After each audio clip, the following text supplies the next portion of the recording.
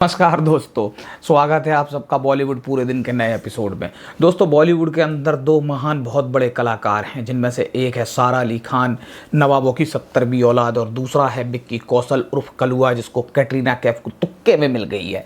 तो दोस्तों, इन दोनों की एक फिल्म आ रही है जिसका नाम है जरा बच के जरा हट के। तो इस फिल्म के टाइटल से ये हिसाब पता चलता है कि पब्लिक तो भैया इस फिल्म से दूर ही रहेगी, जरा बच के रहेगी और जरा हट के रहेगी। और अगर चांस गलती से पब्लिक इस फिल्म को देखने चली गई तो उसके दिमाग की नुच जानी है, समझ जाओ कि दही हो जाना है।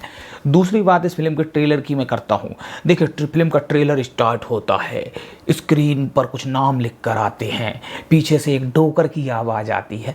यहाँ पर डोकर के लिए मैं आपको बताना चाहूँगा कि जो डोकर शब्द जो है, ये चंबल संभाग में, चंबल के इलाके में डोकर यानी कि बूढ़ऊ या बूढ़े आदमी को डोकर या डुकरा कहा जाता है।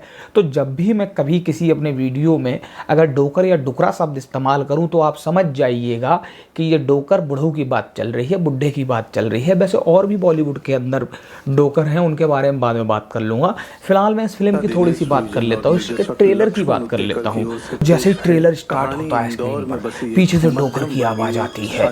निर्माता दिनेश बिजन और निर्देशक लक्ष्मण उतेकर की ओर से पेश है कहानी इंदौर के एक मध्यम वर्गीय शादीशुदा जोड़े की है।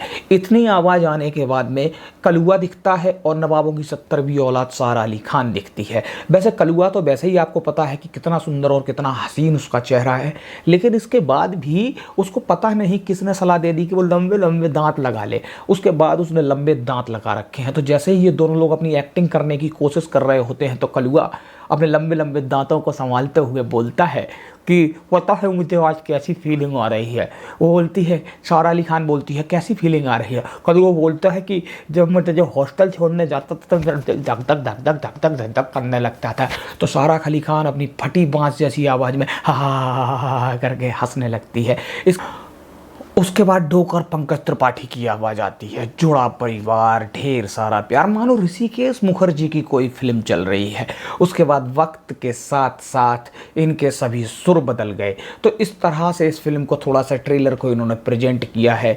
इसमें डोकर की आवाज़ आती है, फिर कहानी कुछ हमें समझाने की कोशिश की गई है जो कि हमें समझ में आती है। यानी कि कलुआ टाइप का लड़का है और एक बड़ी सुंदर टाइप की, विश्व सुंदरी टाइप की एक हीरोइन है। इन दोनों की आपस में शादी हो जाती है। तो कलुआ यहाँ पर उसको बोलता है कि तू कौन से करीना कपूर के काका की औलाद है। और वहीं पर जो सारा अली खान है वो उसको बोलती है कि ज़्यादा मत बोल, अगर मैंने अपनी जुल्फ़ें झटक दी ना तो तेरे जैसे लौंडे घुटनों पे चल कर आएंगे। तो मुझे यहाँ ये समझ में नहीं आ रहा है कि अगर करीना कपूर का नाम लिया गया है, लेकिन ये कहानी जो है ये 70-80 के दशक के टाइम की पृष्ठभूमि पर इसको कहानी को रचा गया है। तो जबकि करीना कपूर जो है उसका करियर ही शुरुआत हुआ था 2000 में।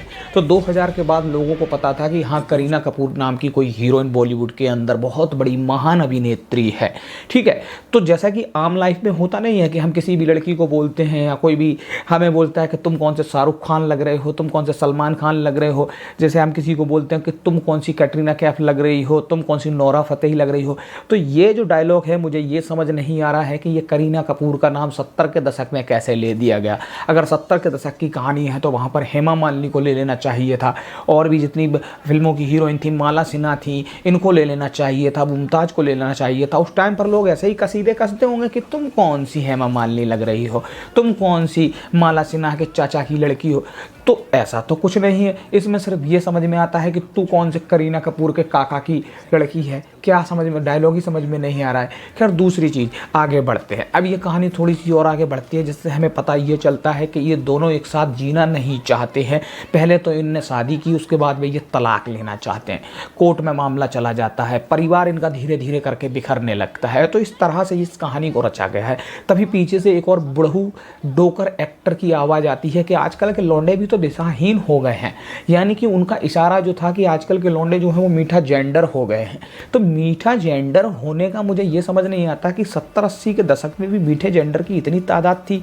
और बॉलीवुड वाले जो हैं वो तो मीठे जेंडर के बिना तो इनका कोई काम चलता ही नहीं है। तो तो मीठे जेंडर के बारे में तो बात करनी ही करनी है, लेकिन इस फिल्म में कहाँ से इन्होंने इस मीठे जेंडर को फिट किया ये समझ नहीं आ रहा है। क्योंकि अगर 70-80 के दशक में भी इतने मीठे जेंडर की तादाद थी या नहीं थी ये नहीं पता है, क्योंकि मुझे जहाँ तक पता है कि ये आज के दौर में कम से कम 10-20 साल पहले से ही ये मीठे जेंडर की तादाद जो है वो हमारे देश में बढ़ गई है। और इन लोगों को जब से वो हाई कोर्ट सुप्रीम कोर्ट से मान्यता टाइप मिली है तब से इनकी तादाद बढ़ गई है।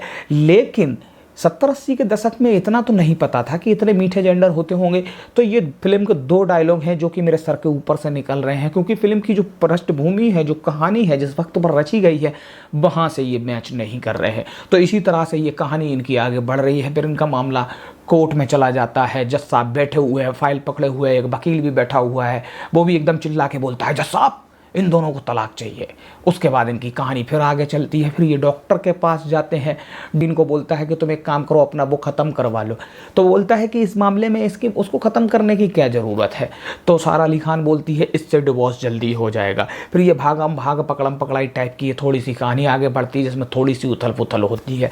और उसके बाद फिर से डोकर की आवाज़ आती है कि 2 जून के साथ पूरे परिवार के साथ ज़रूर देखने जाएं। ये बड़ी खट्टी मीठी और बड़ी प्यारी प्यारी। मैं चाहता हूँ कि भैया आप हमें क्यों बोल रहे हो कि हमें ऐसी बाहियात और 2 कौड़ी की घटिया पिक्चर जो है कि मैं वहाँ पर देखने पूरे परिवार के साथ जाऊँ। तुम क्या बताना चाहते हो कि ये पारिवारिक फिल्म है? इसको पारिवारिक फिल्म नहीं कहेंगे। जब पारिवारिक फिल्म में वो डॉक्टर बोल रहा है कि तुम अपना इसको कटवा लो, तो ये पारिवारिक फिल्म कहाँ से हो जाती है? ऐसी घटिया फिल्म को तुम बोल रहे हो कि पारिवारिक फिल्म है, जबकि मैं तो कहता हूँ ये कहीं से भी पारिवारिक फिल्म नहीं है। पारिवारिक फिल्म ये होती है रिश्तों को बनाने की होती है, रिश्तों को जोड़ने की होती है। ये ऐसी घटिया फिल्म है जिनमें लोग देखेंगे कि हाँ एक पति पत्नी है, उनके बीच में तलाक हो रहा है, तो इससे भी समाज पर बहुत ही ज़्यादा नेगेटिव असर पड़ता है। लोगों की मानसिकता फिर वैसे ही काम करने लगती है। तो इसको पारिवारिक फिल्म ना कहें वो ही बहुत अच्छी बात है। दिनेश विजन की तो ये बहुत बड़े बड़े महान इन्होंने प्रोजेक्ट किए हैं, बहुत बड़ी बड़ी सुपर फ्लॉप फिल्में दी हैं। तो भैया इनकी फिल्म को देखने जाने का मतलब यही है कि अपने दिमाग का दही करवा लेना।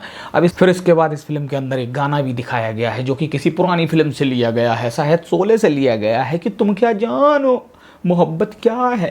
क्या मतलब है इस कहानी का, इस फिल्म का, मुझे कुछ समझ में नहीं आ रहा। कुल मिला के अगर देखा जाए तो मेरी नज़र में इसका ट्रेलर एकदम बकवास है, क्योंकि इस फिल्म के अंदर हमें 2 बहुत ही महान सुपर डुपर स्टार टाइप के कैरेक्टर देखने को मिलते हैं। एक नवाबों की 70वीं औलाद सारा अली खान, और दूसरा विक्की कौशल उर्फ कलुआ, जो कि कटरीना के पति के नाम से जाना जाता है। हालांकि और इसने कोई झंडा अभी तक गाड़ा नहीं है। तो इन लोगों की ये फिल्म आ रही है। दोस्तों कमेंट करके आप ज़रूर बताइएगा कि इन्होंने जो मीठे जेंडर का जो जिक्र किया है इस फिल्म में, ये 70 दशक में भी तादाद कितनी थी या नहीं थी।